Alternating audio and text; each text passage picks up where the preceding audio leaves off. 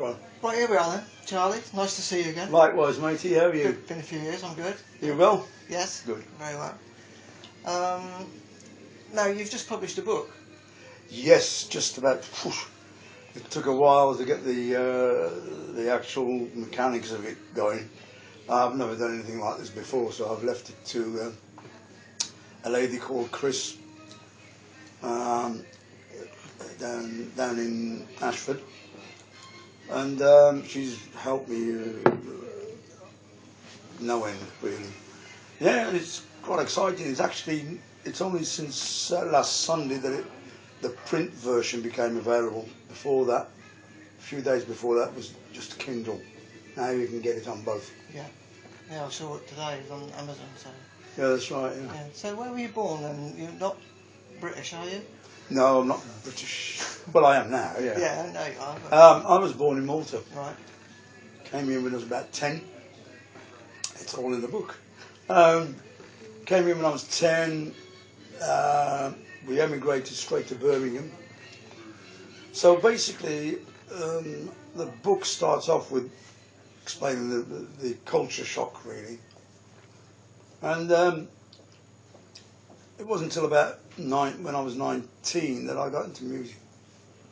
And I basically used to go down to a local youth club in Birmingham, and which incidentally is still there. It's called Nechel's Green Community Centre, and everything else is knocked down, but it's still there. And I used to go and watch a band, and I was always tapping and what have you. The one day the drummer didn't turn up, but his drum kit was set up, and they said, "Help us out." And I said, "I can't play drums." And they said, "Well, you know, you're always tapping." So I did, and the rest is geography. So was there music in the family? No, not really, no. No. We used to have an accordion, if I remember right. Yeah. And none of us could play it, we just had it there. What was it, mum and dad? Did you have brothers and sisters, or? Mum, but what do you mean? Did you have brothers and sisters? Oh, yeah. I've got one brother and two sisters left. I lost two brothers, mum and dad, obviously, quite a few years ago. Yeah, it's one brother in Birmingham, one sister in Birmingham, and the other sister over in Australia. She's just had a triple bypass, and so comparing, because when I had one 3 years ago. 3 years this July. So did you go and watch like all the local Birmingham bands as well at the time when you were? Oh yeah. Over the years, I must have been in, I don't know, loads of bands. Some I can remember, some I can't. You know, so I used to go. You know, once I got into the drumming bit, I used to go and watch. I used to go and watch jazz first, trad jazz, and obviously keeping an eye on the drummer and all that. And I mean, I got to know a lot of bands in Birmingham, and then later on I became resident in one of the clubs, and it was the Cedar Club, which is. Oh. I don't think there's a Brummie in the world that doesn't know that they had a Cedar Club. It was the club at the time. Yeah. I mean, all these major stars came over, you know, Walker Brothers, who did Queen Onions, it was the man who did Queen Onions, Ramsey Lewis, all these people came over. And it was, so I had a good sort of grounding really. And then of course, went to Germany with one band and did the apprenticeship over there because we do long hours, really long hours. You know?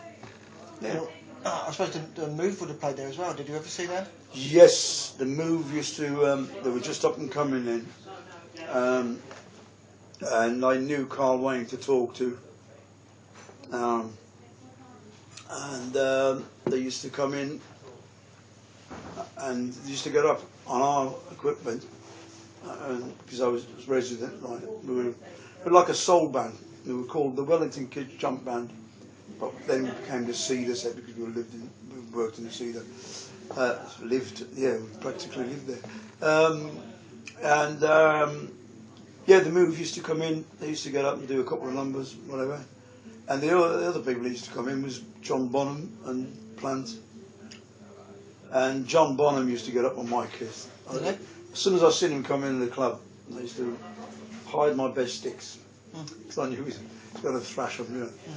And then inevitably he'd put the skin through him. He was 10 times louder than I was. And but he was a good pal, you know. He was a nice guy. And he always used to say at the end of it, "Here's a fiver, go and get yourself a bloody snare skin or something, whatever, put through." Did you see something special in him? Oh yeah, I mean he was. Yeah, as soon as he walked in the door, I used to think, you know, cringe a little bit, you know. You know, and later on in years, we sort of saw each other a bit more. And yeah, I mean, he was obviously he wasn't a jazzer. He was a pure rock drummer, you know. And I mean, he was the loudest drummer in the Midlands, really. And yeah, he was like, I admired him a lot. I bet you would have seen Mike Sheridan's band there as well, and the Idol Race maybe? Yeah, the Idol Race I remember very well, yeah. And Magnum, right. when they first started. In fact, only recently I went up to Birmingham for yet another funeral, a friend of mine. He wasn't a musician. But I stayed in this sort of cheap hotel, and right across the road from this hotel was where Bob Catley's mum used to live. I think Bob Catley lived.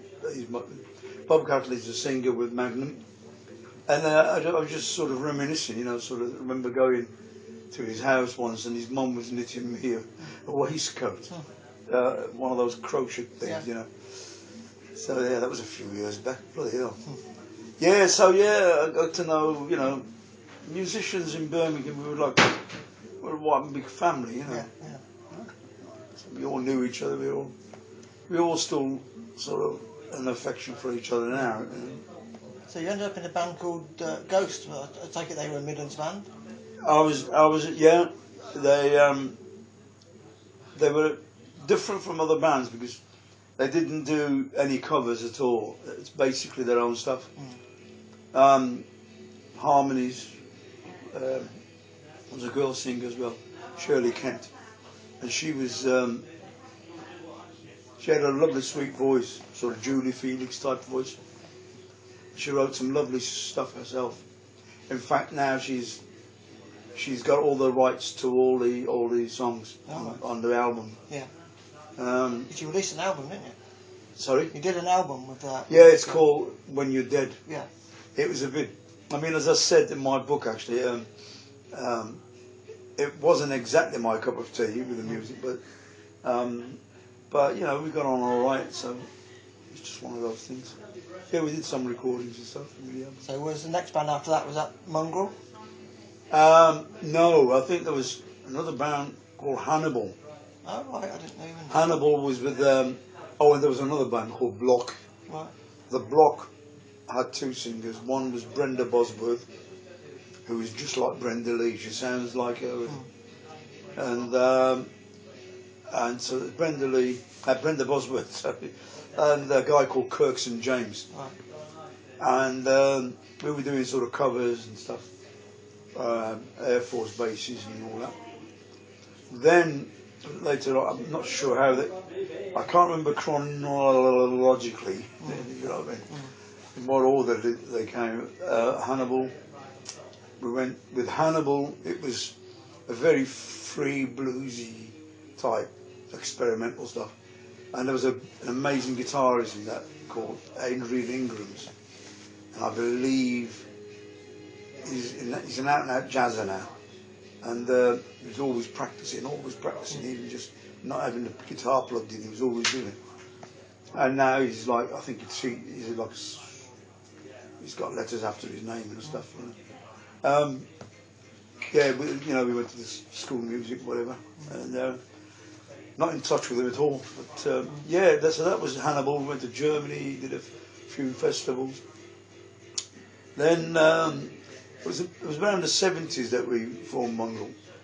Mongrel was basically formed to back Carl Wayne from The Move, when he split from The Move. Yeah.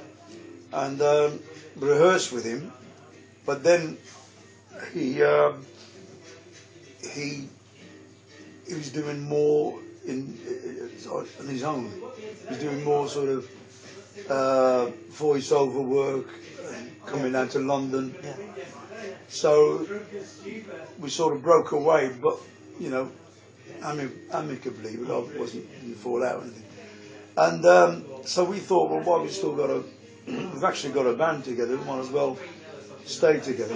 Rick Price was in the band. Yeah. Keith Smart was on drums. I was playing congas. Roger Hill, bless him. Bob Brady. Bob Brady, you're right. Bob Brady. Megan. No, Megan was in Mongrel, but after we left. Oh, right. Because what happened was, that was the band that Roy Wood came to see one night at the Belfry. Yeah. I can't remember who he was supporting, but he was there anyway. And he sort of said to Rick that he's thinking of splitting from ELO. And so he said to Rick that he's going to try, want to form another band. And they chatted and whatever, because we didn't really, we knew of Roy obviously, but we didn't know him as well as Rick did because he was in the movement. And my memory's not as good as it used to be. So basically, the proposition was put to us that he wanted me, Keith. He didn't need Bob because he had Bill Hunt from ELO and Hugh McDowell on cello. So we had a meeting, blah blah blah, roughly, and I just made one stipulation. I said that I don't want to just play percussion. I'd like to play drums as well. So he said, well, we'll have two drummers. And in them days, there's a few bands with drummers, two drummers. And that was the beginning of Wizzard, really. And before you knew you were playing Wembley Rock and Roll Show with Bill Haley. 1972, that was the first gig after, I don't know, about 3 or 4 weeks rehearsals in his garage. Yes, that was an eye-opener in itself. I mean, the first time I ever experienced actual physical butterflies. Because we went on the afternoon to have a look, because it's an all-day thing. And people like Lord Screaming Lord Such was on, and loads of other people. And it took your breath away. I think it was about 85, 90,000 people.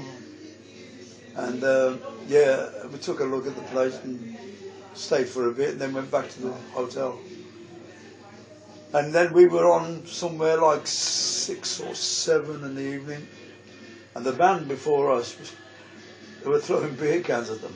And I thought, oh, here we go.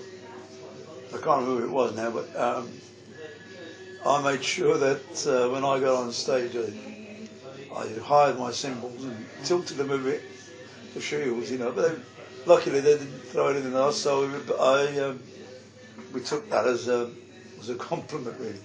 Yeah, it was strange. It was lovely to, obviously, it was an honour to be on the same stage as Bill Haley. I mean, I never thought I'd see him, And Little Richard as well, I think.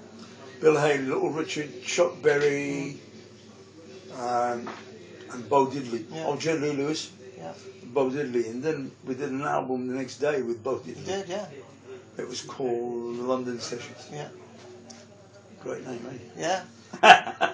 And I suppose at this time you would have recorded Ballpark Incident, or about to record it? Yeah, I mean that's where Roy got the idea for the title, really. Yeah, that was we did that in EMI Studios, Abbey Road, and I mean the studio looked absolutely massive. It was like an aeroplane hangar compared to studios that I've been in before, with Ghost and Mongrel or whatever.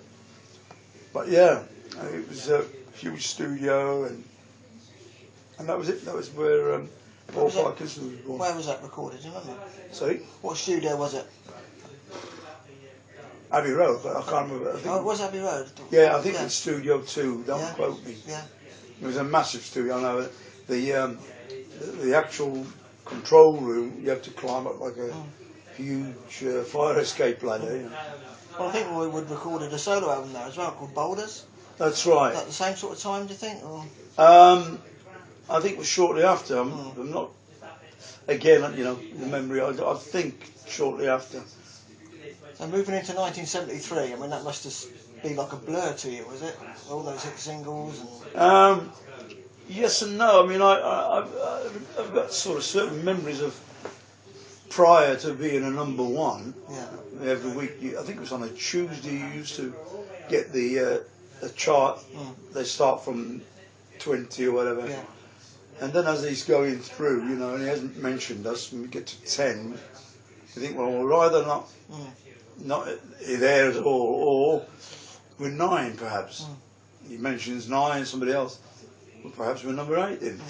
And it goes on like that. And eventually, you know, with the 1 week where it said he had went up to the 3rd, 2nd, and we thought, well, we're either out of it altogether or we're number 1, and that was it. See My Baby Drive, that number 1 for 4 weeks, that was? Yeah, and Angel Fingers was number 1 as well. So Top of the Pops almost, well... That was weird. Top of the Pops was... I don't know what I imagined, but it wasn't what I had imagined. Oh, right. I'll tell you a little story. It's in the book, actually. When I was doing a gig with just a duo thing in a pub called the Railway, actually. Yes, the Railway, Curzon Street. I used to do a thing with this pianist, and the telly used to be on just before we went on, but we had to watch Top of the Pops before, otherwise people in the pub would, you know, lynch us. So we had to watch Top of the Pops, and I used to sit there thinking, how can we follow all this, you know, this lot? We're playing like sort of covers, you know. And I used to think, oh, well, it'd be nice to be on that, you know. And I never thought in a month or something that I'll be on Top of the Pops, but we had a good laugh on there, really.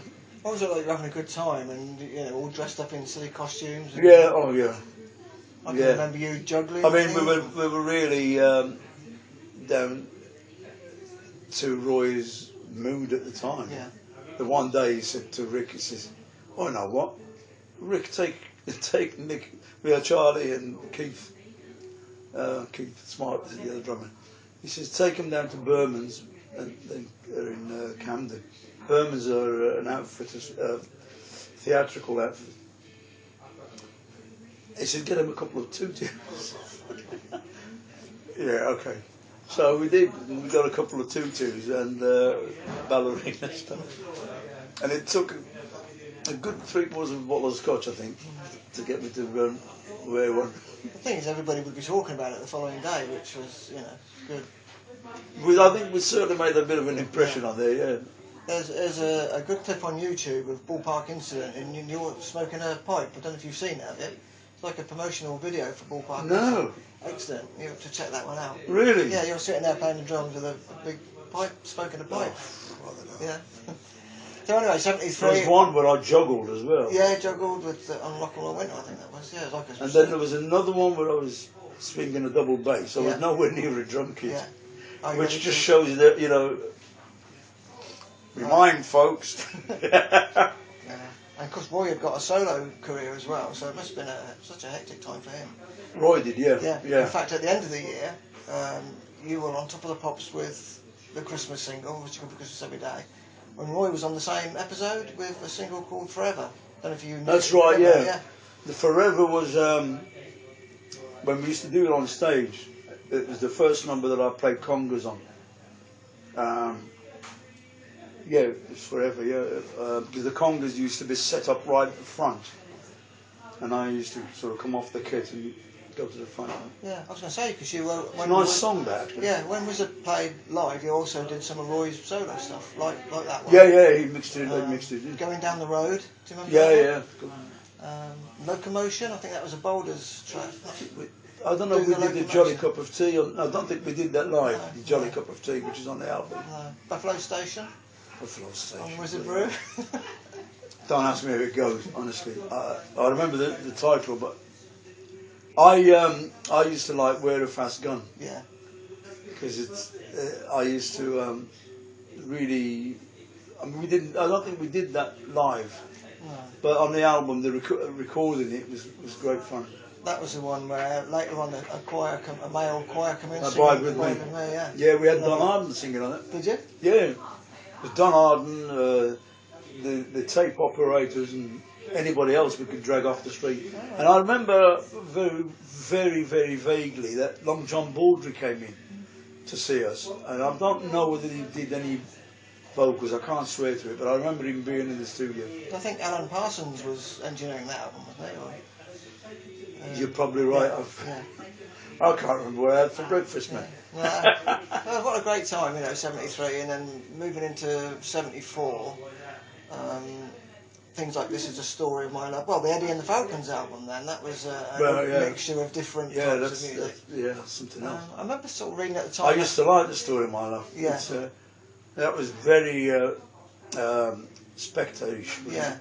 All that boom, boom, boom. It was a lovely track, but it was a hit, but it wasn't not a very big hit.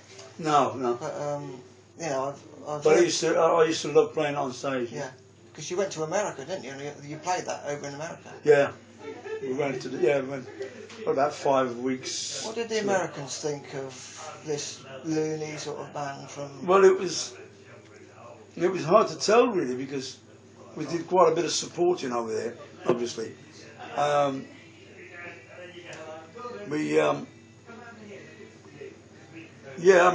They knew of Roy because he'd been there with the move. Yeah. So Roy had a bit of a following over there. But obviously it was a new event. Wizzard was a new thing. We had no idea how we were going to go.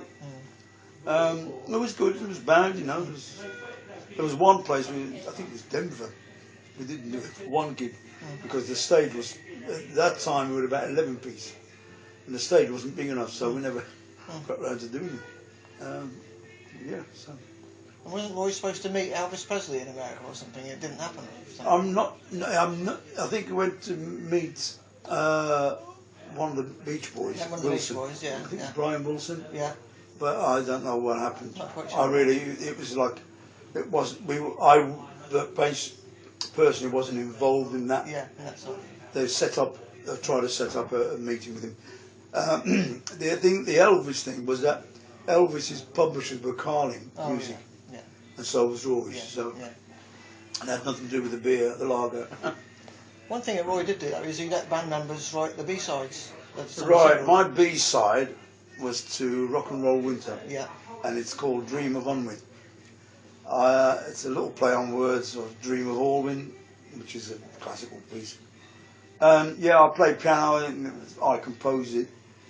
And on the single, it says Charlie Grima. Yeah. But since then, I don't know what happened, but it's out there somewhere, and it's not on my name anymore. I don't know why. Well, it hasn't just been your composition. I think there's been a mistake somewhere along the line, and various other B-sides have been wrongly credited. But yeah, we all had a B. I think Mike Burney's was, I think, to Rock and Wish It Could Be Christmas. It was, yeah. Rob Roy's Nightmare. Rob Roy's Nightmare. Yeah, that was a. I thought the B-sides were great. There's the very first single, Ballpark. The B-side was, I think, you know more than I do. Well, it was the Carlsberg Special. Carlsberg Special. It had Bill's phone number on it. And that was Bill Hunt. Yeah. And we put his phone number down there because he used to wreck pianos on stage. Yeah. So we put pianos wrecked. I spoke to him the other day actually. Yeah. He phoned me up. He sent me an email, and I thought, and I opened it. I don't like opening emails unless I'm sure that somebody's, And it was 2 posters. One of them, the Wizzard posters, where we're playing, and one of them was some Midland gig, and with Chuck Berry. Well, I don't remember playing with Chuck Berry other than in the Wembley Stadium gig. And then the other one was, I don't know, it was a whole list of bands, Nazareth and all these. So I phoned him up and I said, did you send me an email? He said, yeah. Blah, blah, blah. We got chatting. And I reminded him about the. But the one good thing about that was that when we had the presentation at the Magic Circle in London. The guy from Carlsberg came along with 2 crates of Carlsberg. That was handy, yeah. So, thank you, Carlsberg. There you go. We should get another crate, shouldn't we? Yeah. Just mentioned it twice. Yeah. No, I thought the B-sides were great, you know, and it has been said that some of the people thought that Roy had written them and had just kindly given them to the band members, but you definitely wrote Dream of Undman, didn't you? And, Yeah, I did. Yeah. I think they all wrote them. I think what Roy did towards the end, I think he put a couple of lines of words in. Yeah. Which I wrote it as an instrumental. You know? Yeah. So that's still out there floating. No rem. Yeah. So the hits started to dry up though, didn't they? 74, 75. What do you think was? Well, the band. You mean? Yeah, the hits started to dry up. It was sort of 76ish. Yeah, well, early 76. Yeah, Are You Ready to Rock? I think was a good. See, you're amazing. This guy is amazing. Honestly, he knows more about me and Roy and whatever than anybody else. It's just amazing. Yes. What happened? I mean, all I remember, looking, sort of going backwards. 76. The summer of 76, June, July, I was doing a West End play, a musical. So if you go back to maybe, I don't know, March, April, May, is when it all started petering out.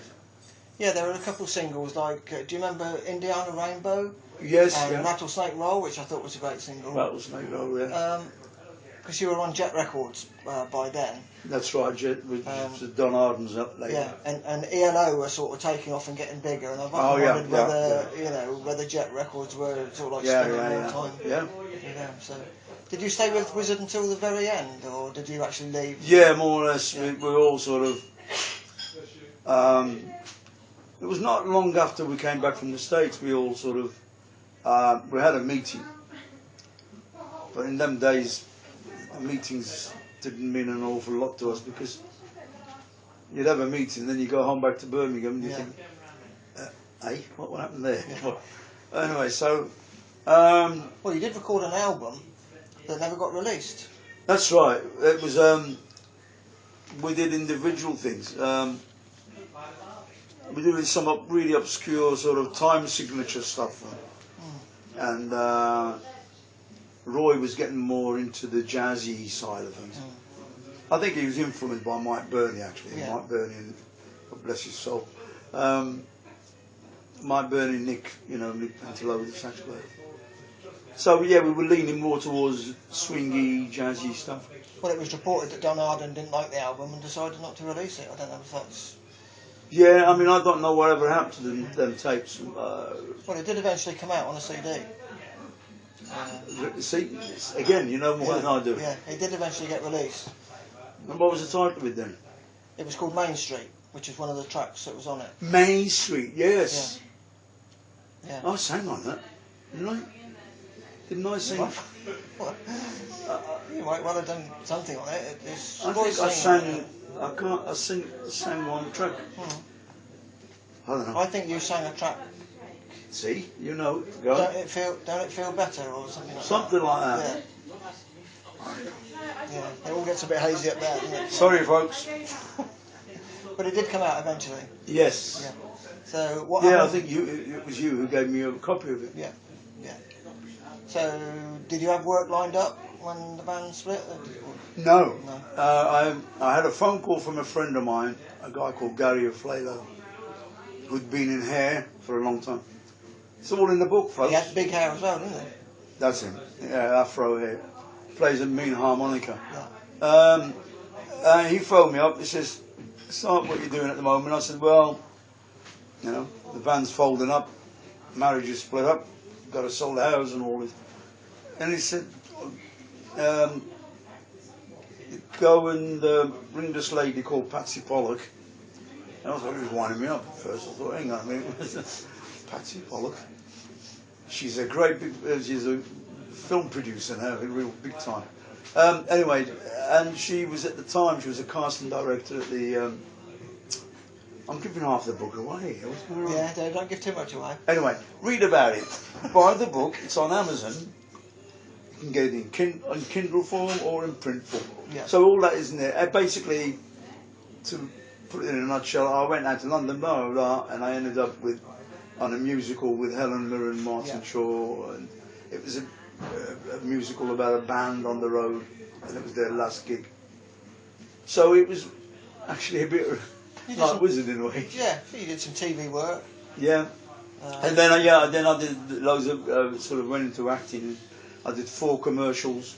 Did one with Ray Winston for Del Monte orange juice. I remember that one. It's like actually on YouTube. Somebody found it. Right. Yeah. I can't remember what you have to put in there, but yeah. This guy sent me a link. He says, I actually saw it. You know. Yeah, we filmed that in Pinewood. So I did 4 commercials. I did the Bill. Who doesn't? You know. I was selling dodgy Chanel on the Bill in the market town, and this big fight breaks out, and between some skinheads and some Mormons or something. Yeah, so and then I did improv stuff, and you were still playing. I remember coming to see you in a pub in London with me and Bob. With Bob Brady. Yeah. So you were still doing was that in Islington? Yeah, I think it was. In Nelson, in Yeah, I Caledonia. think it was in Nelson. Yeah. That was a strange pub. Yeah. So yeah, Bob and I sort of teamed up, and just in fact, when we I moved down to London first, then Nick Pentelow shared the flat with me, then Bob Brady came to visit and he stayed for 4 years, whatever years, and the one time Ozzy came round to visit, he was just left Sabbath. He was rehearsing with his new band, and on the evening he came round to watch me and Bob in this pub, and of course it didn't look anything like it looks now. Otherwise it would have stood out. You know. It looked more like Bon Jovi or something, you know, with his blonde hair. Yeah, so yeah, we did. We used to do all the Islington pubs in the East End. And we learned a lot of, not our mains, we learned a lot of Cockney slang and all that. You never stopped playing, really, have you? No, I mean, yeah, I'm a glutton for a bit of a jam session, you know? Yeah. I was quite well known for that in Birmingham. I used to go and see a band and know the drummer, and the drummer would signal for me to get up and have a play, and we used to change over while they're doing the song. And then he'd go off, and suddenly the band would look at the guitarist would look around and say, "Oh, it's Charlie." Yeah, so yeah, it was. I just love playing. Well, it's good that you kept in touch with all, or if not as many ex-band members. Yeah. I remember we went to see Carl Wayne in Blood Brothers back in the 90s, I think that was. That's it. Yeah. Yeah, he was a lovely guy, wasn't he? That was. Yeah, he was great in that. Actually. Yeah. Yeah, I've seen that about 5 times because Nick Pentelow was in the band. Yeah. Do you know that he did it for about 20 odd years? Wow. Unbelievable. And currently, as we're recording this, he's with Andy Fairweather-Lowe. Now he is, yeah. Yeah. I spoke to him the other day. They've just come back from Ireland or something. We recently lost Mike Burney. What a talented musician. Yeah, that was a sad situation there. I've kept in touch with Mike, and we obviously. It's always sad to lose somebody.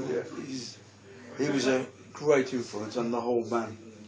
I mean, I was already into sort of jazz and sort of singers like Bennett and Sinatra and Jack Jones, who I met and got drunk with. But Mike sort of really, I had never heard of super sax, but when we were in the States, Mike was reading the local paper at the time.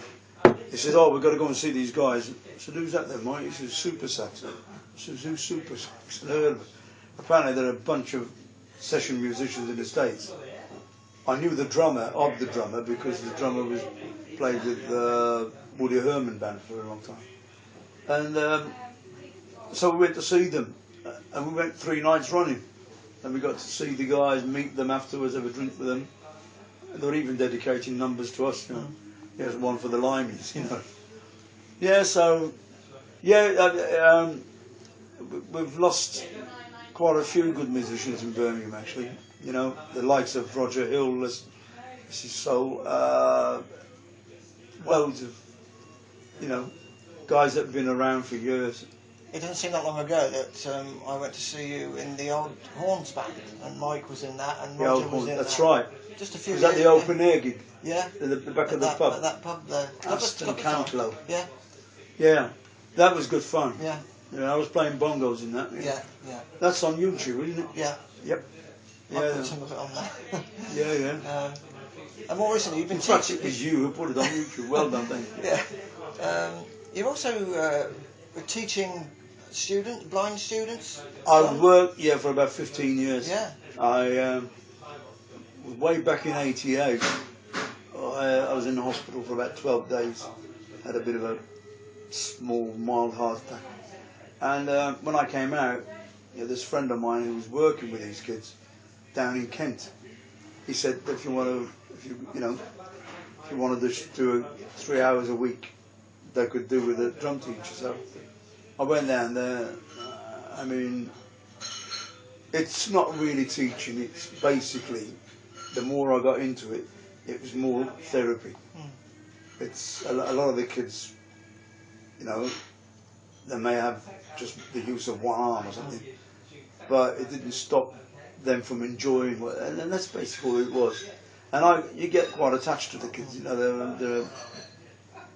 Some are totally blind, some are partially sighted, some have got other problems, you know, mobility problems and that. But over the years, I mean, there's a couple of stories in the book about that. I won't go into it. You got to buy the book. And talking about heart problems, later on, a few years ago, you had open heart surgery, didn't you? 3 years is July. Is it? Yeah. Triple bypass. Yeah. And touch wood, it worked. So. Yeah, you look well. Yeah. So you've just done a book. You'd like to do any more books? Has that given you the urge to do? Well, the publishing thing. Apparently, I've got what you get is an ISBN number, which is the code for the book. And I could do another 8. Yeah.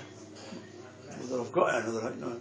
I don't think I've got another 8 books in me. No. But no, I mean, you never know. I mean, you know, I enjoyed putting it down, but the thing is, I never kept a diary, so a lot of it is memory. Yeah. So there might be 1 or 2 little details that are just not right, but you know. Well, I think it's great that you've put your side of the story down. But I wrote it as I would speak to you or somebody else. Yeah. I mean, I'm not. I haven't got. I'm no sort of writer, you know, in that sort of sense. I just try to be as honest as I can, and from what I remember, and it's also, it's basically, I started in the book. I started from the beginning, really, from coming here when I was 10, talking like this, because we, you know, Maltese is. I could speak English, but it's how I was taught in school. You know, you know, you remember those books that used to get with John has the ball and all this blah blah blah. Here comes a knife, fork, and all this. So yeah, I mean, yeah, and I ended up with a bloody Birmingham accent. All right. Do you still get recognised? I mean, every year that Christmas video comes on TV about, you know. Well, several hundred times. I'm always amazed when somebody says, when you say, you know, somebody says, "Oh, I used to be in Wizzard," and they go, "Yeah," and I go, "How can you recognise me? I mean, I look nothing now. I look nothing like the picture. You know, the photos. Yeah, yeah. I mean, I had a great big whacking moustache like that. Yeah. Hair was like Bosch. Yeah. And then, and then people said, no, but you can still see. I don't know. Yeah. Who knows, you know? Well, listen, good luck with that book, and you know, and for the future, what are your plans?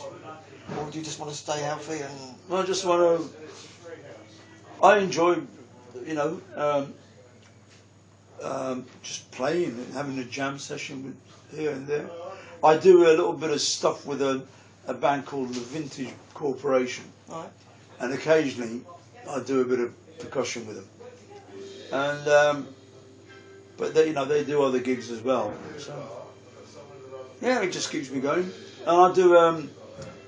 I help out voluntarily in with a couple of schools if they need it. It's not a regular thing. It's just whenever they give me a call, you know, I say come in and do 3/4 of an hour or so. And that's it really. I live in Kent, and it's a bit of a change from London, I must admit, and it's nice to be in the countryside, open air, like that. Yeah, so, and it's not a million miles away from here. No. I've got friends here. Yeah. Well, it's great to catch up with you again. It's brilliant, mate. I appreciate. I'll tell you what, you've never ceased to amaze me. You're a Wikipedia on legs, man. Because you remember details, because you've always had that enthusiasm about musicians and you know. Well, I've always been a big fan of Roy Wood and Jeff Lynne, of course. What did you think? What did you think of ELO? I haven't seen Jeff for ages. I'd love to see him again. Did you ever meet him and work with him, or? No, I knew him I knew to speak to him from the Rum Runner and all that. Funnily enough, I spoke to Phil Hatton, who works for Jeff. Yeah. He's like his secretary or whatever. Yeah. And I did a gig for him. Phil Hatton put a gig on. When was it? Just last year, wasn't it? Was it last year? For the Birmingham people that died in the Birmingham bombings. Yeah. And I came up to the town hall and did a gig. I played bongos with a band called King Pleasure and the Biscuit Boys. And Phil was there and a few other people were there, and we were interviewed afterwards. So yeah, and I hadn't seen Richard Tandy for a couple of years. And I was in a band with Richard Tandy, but I can't remember I think the name of it was Organised Chaos or something. See, there's been bands in between, Mongrel Ghost and all that. Yeah. I remember we used to rehearse it. We used to go around to Richard Tandy's house. He lived at his mum's at the time in Warwick Road near Tyseley. And so it was lovely to see Richard. He was there as a punter, you know. Yeah. Yeah, it was lovely. And he still plays with Jeff occasionally. So he still plays with Jeff occasionally on the. Oh yeah, he was on that Hyde Park thing. Yeah, that's fantastic. And he was on there the other day. Apparently, Phil Hatton said he'd just come back from the States, from seeing Jeff doing the Grammys. Yeah. He was playing at the Grammy Awards. Yeah. Yeah. So yeah, I mean, us Brummies are still rocking, mate. Yeah. Alright, listen, you take care, and we'll catch up with you again sometime. That's brilliant, thank you. Thanks very much. It's Charlie Grima, mate. Is it Grima or Grima? Aha, it's Grima. Grima. Just think of it as it's being spelled Grema, Grima. Okay. But it's Grima. And there's lots more information in the book. Sorry? Lots more information in the book. Yeah. Yeah, so stick Grima in Amazon and you'll get both books there. Lovely. Cheers. Cheers, mate.